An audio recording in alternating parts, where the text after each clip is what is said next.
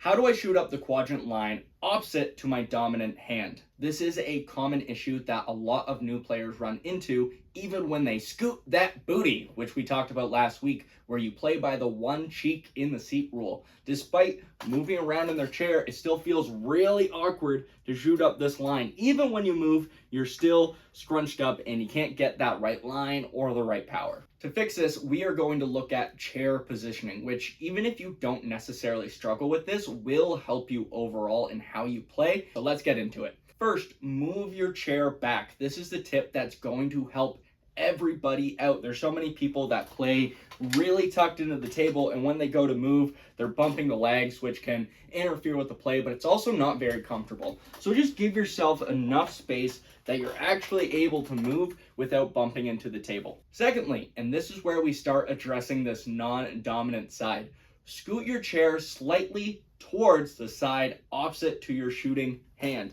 It doesn't have to be a lot, just a little bit. This is going to give you more leeway to shoot this way. But Garrett, what about the other side? Am I just forgetting about this?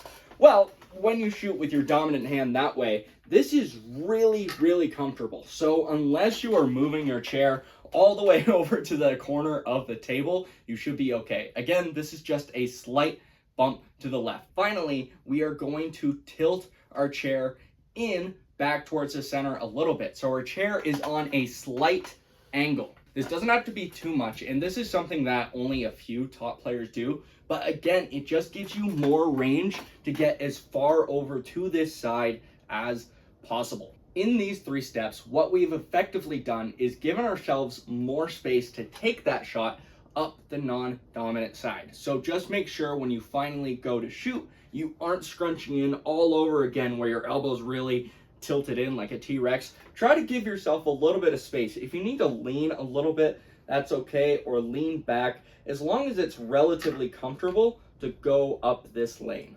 But Garrett, what about the not moving your chair rule? Hey, you're absolutely right. You are not allowed to move the chair during the match, but before the match, you can reposition it to your liking so that you can play more comfortably. Just note that as soon as the game starts, you are no longer allowed to move your chair. With that being said, with those 3 easy fixes to where your chair is, that should help you a lot more with shooting up the quadrant line opposite from your dominant hand.